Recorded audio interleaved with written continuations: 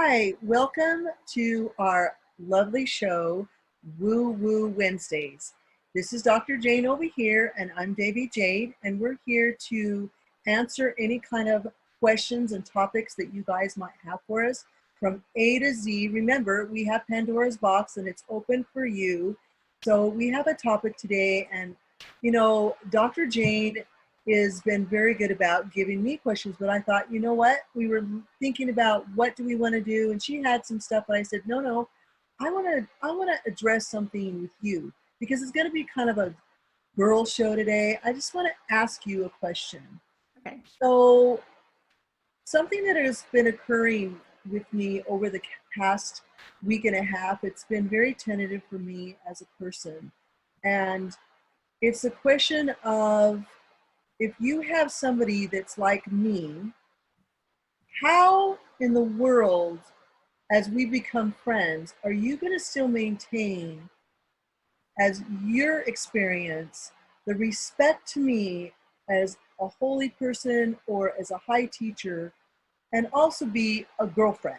Because I've come up against this a few times, and it's an interesting subject. Yeah, that's a good question. And I think that in our last episode, our last Woo Woo Wednesday, when we were talking about spiritual exhaustion, and it's not really spiritual exhaustion, I started to go there and then I kind of veered off. When we see spiritual people and they're a certain way, and you've even said this, what's the thing that you say, like, oh, Abby, or whatever? Yeah. So people just have this perception of you, and that you're always going to be ready to lead a meditation and ready to, channel something to them. And, I've hung out with you, and you're that spiritual person, but you're also my friend Jade. So I think that sometimes we see things and we perceive that this person is going to be like, just pristine. We put them on this ridiculously fictitious, dangerously high pillar. And then when the pillar gets a crack in it and we realize, oh, they're just human too. Yes, they get up in the morning, they have to pee, they have to poop. Sometimes they fart, they burp.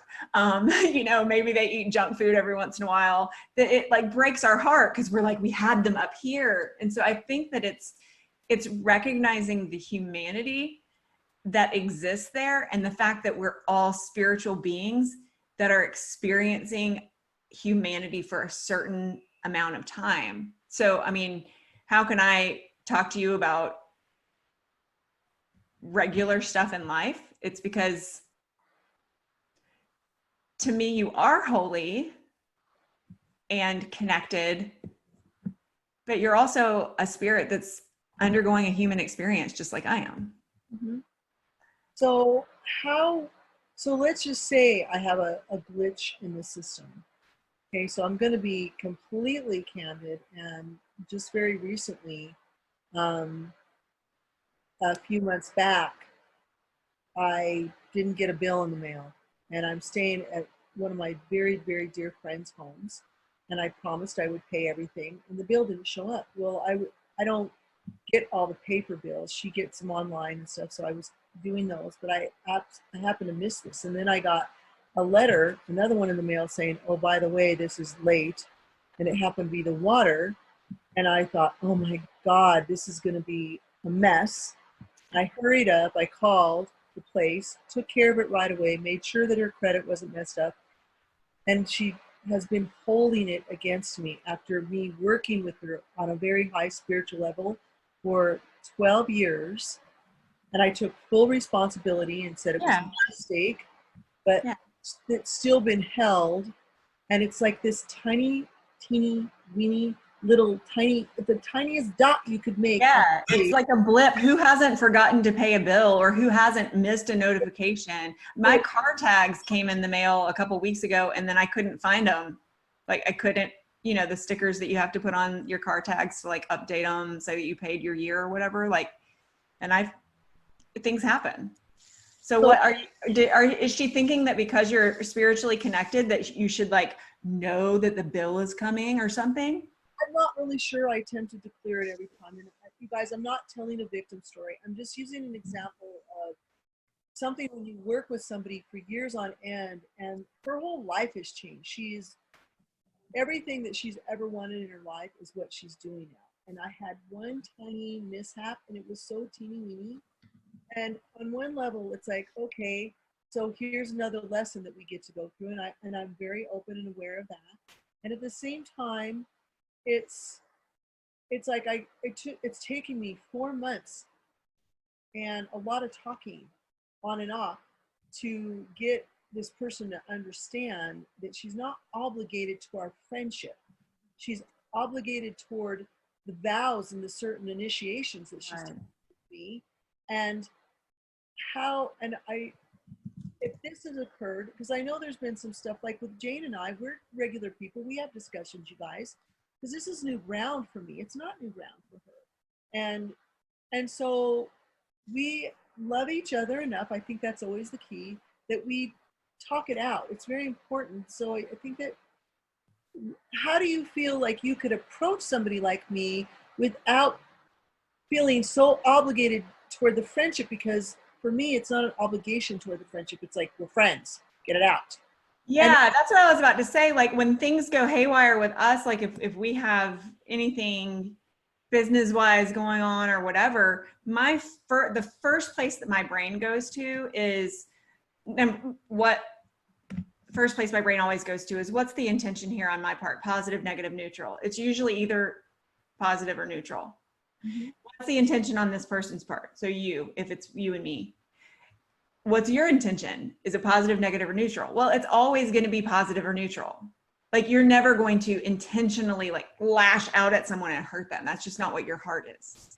And so that's where I start. But I think that the way that people have to find peace with approaching someone is first understand most people usually have positive or neutral at worst intentions. So start from that baseline, and then they're human, so are you. Humans aren't necessarily great communicators, but if anything ever goes haywire with us, I always start at that positive, negative, neutral spot. And then I think, what is more important to me? Mm-hmm. Jade, the friendship, the sisterhood that we have, this fantastic woman who I just love, who's just a gift to me in my life, just as a friend, leave everything else outside? Or is this business stuff, this issue, getting this thing done, this checklist more important? Which one's more important? Obviously, always the person, the relationship is going to rise to the top. So then those are the glasses I put on. Positive or neutral glasses, focused on the person. And then all of a sudden I can back up and say, okay. Okay, good. Because, you know, you guys, I want to tell you that doing the things that I do is not easy. And believe me, people that are on a high spiritual path, we absolutely go, oops, how did I create that one? Or, you know, what's the lesson in this for me? Did I not take complete responsibility in something? Because I will tell you this, when a person's under our care and they've been initiated into certain things, this is what I was telling her. I said, when I go to the other side, okay, this is my spiritual experience of many, many initiations, you guys. I am responsible and accountable to the people that I have initiated, that have come under me, because I've been very, very selective. Can I interrupt you? Like, what, explain just a little bit. I understand what you mean when you say when you go to the other side, but some people watching may be like, what do you mean the other side? We get a big checklist. That's a little like, okay, this is super late. Say, okay, so I get a checklist of like, what did you do? Who did you take care of? Okay, you get a checklist too. But my checklist is going to have all you guys on there. Every single person I've ever talked to, every single person I've taught, every single person I've initiated, they're going to be on that list. Whether you're still with me or not, you're there. Your list isn't going to have that big. You're going to have your kids, your parent, you know, it's going to look a lot different. So this is what I was telling her, and this is why I really wanted to bring this up, because we, as spiritual people, we are doing the best that we can. Not always. That's not true. Sometimes we goof. And you're human. At the same time, I love that she gave you Oh yeah, we're going this way. Dr. Jane gave me uh, a way for you guys to go to that person that maybe is your pastor. Oh my God, look at them. They're this great life. And then you hear over here they're having an affair and all this other stuff that's going on. You don't know that maybe that was part of their process. And then they can't jump back on board because everybody's labeled they're doing this. I tell people, if I had a turban on my head, or I was wearing a sari, or I had all these chains, I've told you guys this before, then maybe you would say, oh, she's very spiritual. That's not really the truth. It's something, and we get to battle with our friendships too in our heads, okay, and say, what did I do? How can I change this? Because that's a humanity part. It's highly unfortunate sometimes that we have these clothing called bodies and heads, because we know we can do more for you, and that stops us. You guys, I know probably some of you guys have seen, I know a lot of people watch Netflix at this point. I hope you've had an opportunity. This isn't plugging, I'm just telling you. There's two shows I think are really beautiful, and one of them is Two Popes. These are both on Netflix. I saw that recently. It's beautiful because it's so human. It's like nobody knew that this man could not, this amazing pope just didn't have the skills and was willing to step aside because he knew the next person in line had them. He's like, I've got to humble myself. I've got to step back because I'm not going to be able to get through to these people. I don't fit the times. And Pope Francis, oh, I love him. He does. He fits exactly what's going on right now. And then the other show I love is Morgan Freeman's. It's all about God, all these 3 seasons, all these different ways in the world that people worship. They're very, very spiritual. I encourage you guys to do that too, because you're going to see a lot of humanity in what people do to get to the places where they are. And it really brings everyone together. And I would say I could fit in a lot of those places. I could sit with mamas. I could be doing things like that. But I'm here in pink. I'm wearing pink again. Pink and black. Well, it's black, but it says pink. I know. I'm teasing you. All in all, remember, you guys, thank you, Dr. Jane, for saying this. Because please do know we do have the best of intent. That's everybody, right? So I'm going to go back to this. So let's say that I'm working with your child and you've asked me to do something and you apply it and it doesn't seem to work right away. How do you handle that? So that I get feedback to assist you, or do you just say, well, that's not going to work. I think I'll do the Google God and see what else 25. How do you handle that? It's interesting that you brought up that specific example, because I've recently had that conversation with a counselor who's been helping the foster child that we have. Because the sessions were, oddly enough, a lot of the methodology that she was employing with our daughter is what I use with my clients in our mindset programs. And I was hearing a lot of these because they were doing video sessions.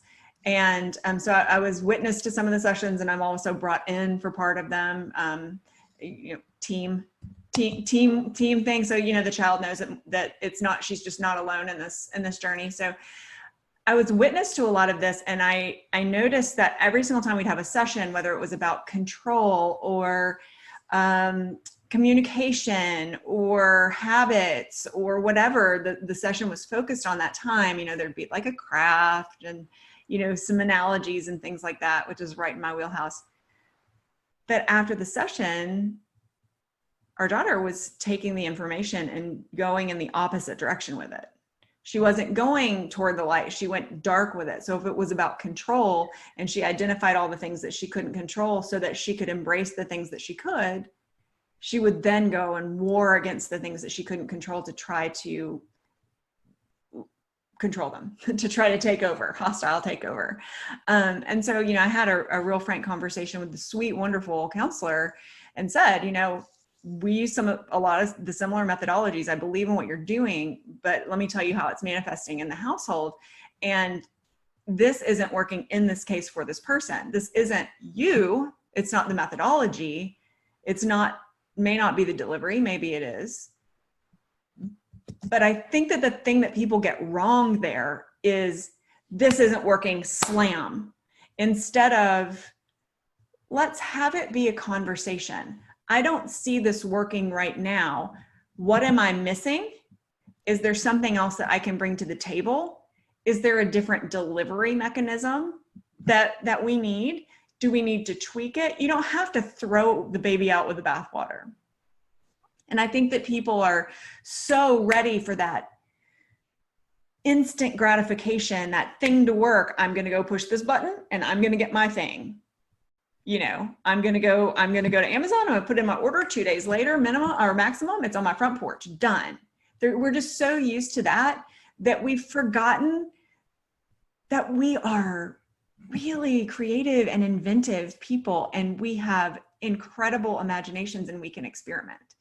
And so one of the methods that I use just in my executive coaching and my life coaching that I do with people is called playing life. And we make games, which takes the tension out of things. And people have forgotten how to play with things. Sure. Like, you know, you've mentioned recently, you know, if I put you in a kitchen with a world-class chef, you're not going to be able to turn out a world-class meal. Well, how do you know until you get in there? And I mean, maybe you don't know how to julienne the potatoes or whatever, fine. But why not just play with it? Why not experiment? Some of my most delicious things that I make come by saying, hey, I wonder what happens when I add cilantro to that. Mm-hmm. And I think that people need to back it off and chill out and take a breath. We're all taking it very seriously. And trust me, I take my daughter's therapy very, very seriously.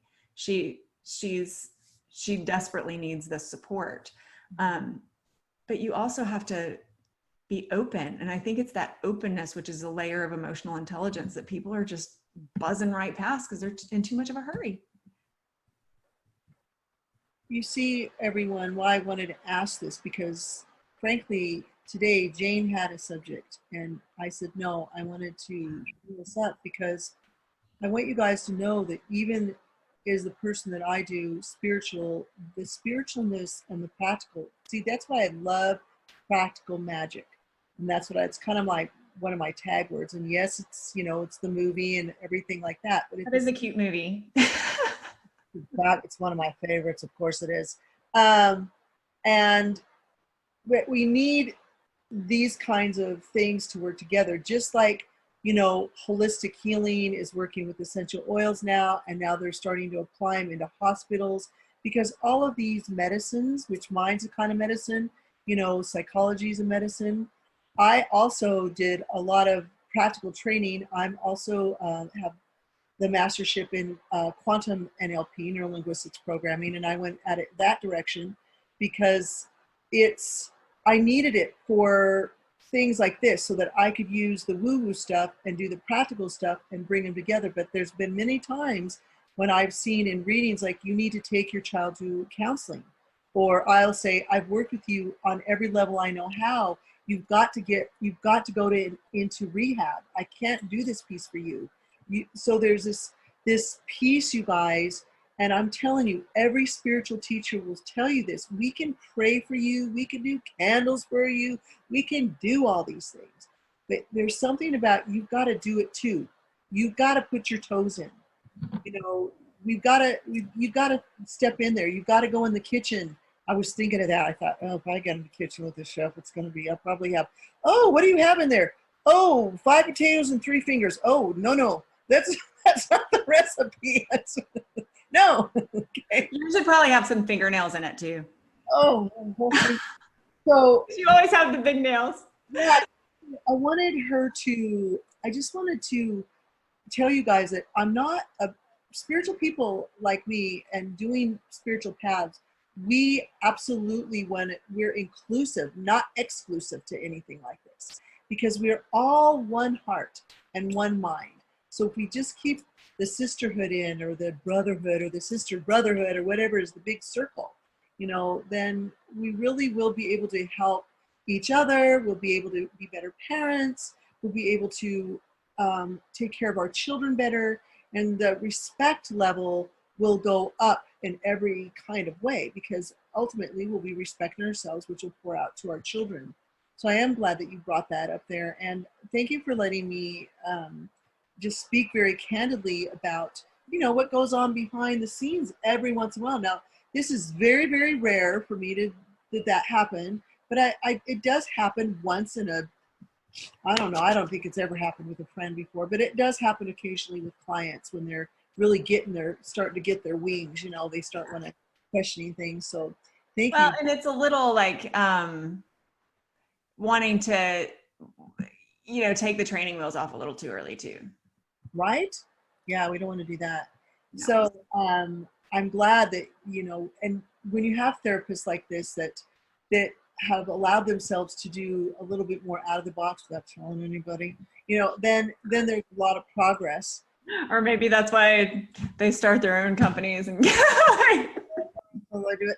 And, I happen to know her little foster child. I actually adore this child, and we've done some of the out of the box things. And I feel that when you do, even if I do one session or two sessions with people, sometimes it gives them some seed goes in there to where that person could get to the next place. So I don't want anyone to ever feel they're like glued to me, like, like that. No, it's always a flow.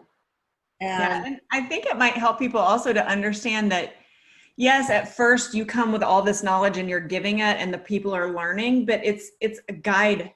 It's not like you're not some sort of a Sherpa that's going to take them to the top of the mountain and you're like, here's the mountain. Okay, that was it. We're done. Like you're a guide to get people on a journey so that then they know how to walk it. Right. That's exactly right. And that's why people do come to High Teachers, is because we've been there, we've done that, we've checked it off a lot of times.